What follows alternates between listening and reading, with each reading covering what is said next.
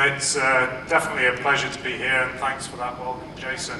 I'm looking forward to getting to the Q&A session, and I hope there will be as many questions as in the previous section, and I'll try and get the word broccoli into my speech at least 5 times as we go through this next few minutes. But anyway, it's certainly a pleasure to be here with you for this Congress this year.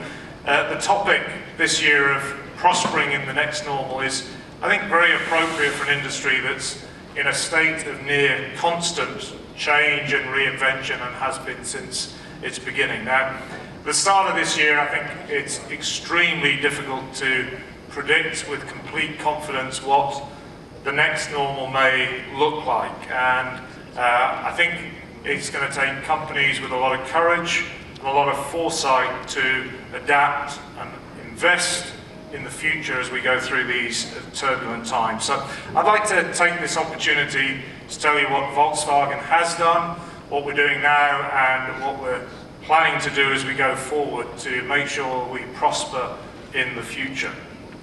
Now, 2 days ago, we launched the all-new Passat here in Detroit. And this German-engineered, American-made car is very, very important to our future.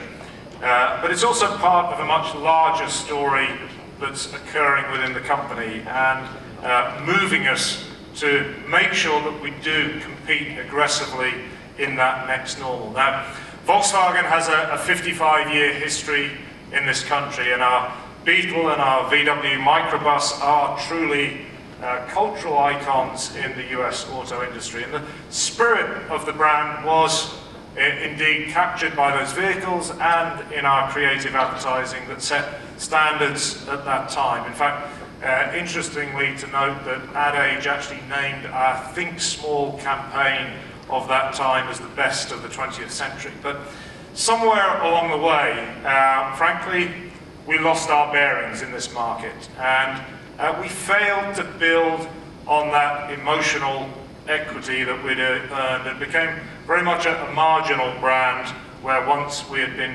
pioneers. Now, those days are over. We intend to rebuild our position here in the US market. We don't just want to grow our market share, we want to truly inspire customer loyalty.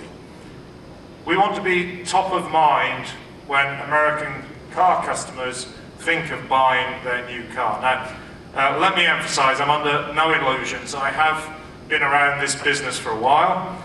I know it'll not be easy for Volkswagen to achieve these ambitious goals, but I am confident that we can do it and really become again a significant player in the US marketplace. Now, as Jason mentioned, I took over as CEO of Volkswagen Group of America. Recently, I inherited a team with some good momentum, and we are already starting to show some results. We've developed, I think, a clear vision for what we need to achieve and a plan in terms of how we want to grow. And I think very importantly, we've got the full commitment of our global leadership team. And the reason for that is very simple. We are investing $69 billion over the next 5 years to become the world's leading car company. But we'll struggle to achieve those global goals if we do not make significant progress here in the US. Now, as many of you know, the VW Group is already leading in Europe, in China, Brazil, and elsewhere. And our position here, near the back of the pack, is simply not good enough. So what are we going to do to fix this? Our drivers for success here will be the same values that have taken us forward around the world. We'll produce cars that offer quality and style, and value and performance. And we'll conduct the business with a very clear commitment and responsibility. That's commitment to safety, to the environment, to the communities where we operate. And to be truly successful on a global scale, we have to show consistency across markets, but we also need to respond to the unique needs of different markets. And that's where our US growth strategy breaks from the recent past. We will offer the value, the quality, the style and performance that customers expect from Volkswagen, but we'll also do that in a very specific US tailored way. That means we'll deliver superior German engineering across our entire portfolio with prices and content that appeals to a broad range of customers, from a young single who wants value and style, to a family that prizes safety and sophistication, to the car enthusiast who really craves that performance and precise handling. Now, we call this better engineering for all. And that means that we want to share the strength of Volkswagen more widely through a broad and balanced portfolio. We're never going to dilute the essence of our brand, because that would simply defeat the purpose of becoming more accessible. Now, our approach in this market mirrors our approach globally. The Passat and Jetta were specifically designed with the American customer in mind. The sedans we sell in this country are not identical to the sedans we sell in Germany, China, or India. Now, some of those differences are quite noticeable. Others involve small details. Here in the US, the Passat has more rear seat legroom than any car in its class. And that's a difference that is very obvious to a customer.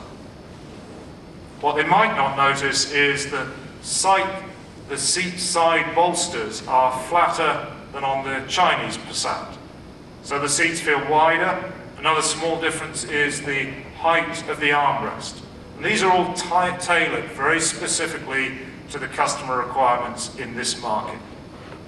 Now, our US Passat will be built to Volkswagen's stringent standards of what is one of the world's newest and most advanced plants in Chattanooga, Tennessee. And our new plant, I think, says a lot about Volkswagen's commitment to the US market and our sense of responsibility.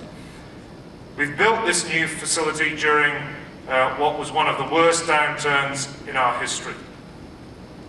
While other automakers and suppliers were closing facilities, we invested $1 billion in the heartland of America, and the plant now has state-of-the-art training facilities, a revolutionary paint shop that reduces CO2 emissions by about 20%, and recycling will save in the order of magnitude of 350,000 gallons of fresh water annually. Now, building the Passat in the US has some obvious business advantages, but perhaps the biggest advantage is that it will help develop a really broader, deeper relationship between the company and the US auto market. About 90% of our parts will come from within the North America Free Trade Zone. Now, in addition to our plant, we have our corporate headquarters in Herndon, Virginia. We have a design center in Santa Monica, an electronic research laboratory in Palo Alto, other research and development facilities in Arizona and New Jersey, and we have multiple ports, post-production facilities, and other facilities including financial services, and obviously our dealers from coast to coast. So some of you may notice on that map that I didn't talk about our technical and customer care center here in Michigan in nearby Auburn Hills, and I have some good news to report on that today. I'm pleased to announce that we've signed a new 10-year lease on our facilities in Auburn Hills that will take effect from January 2012. Now, over the course of this year, we're going to shift some of our other operations, including our Rochester Hills office, to Auburn Hills, and when all of that transition is complete, we will house over 1,100 employees and contractors in this